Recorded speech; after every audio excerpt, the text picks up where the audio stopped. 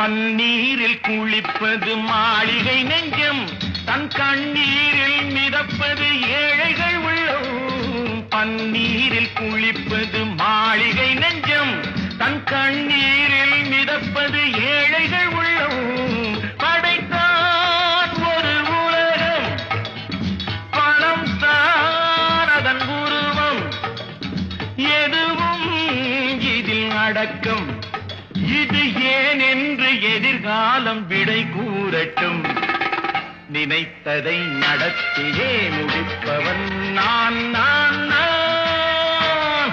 துணிச்சலை மனத்திலே வளர்த்தவன் நான் நான்.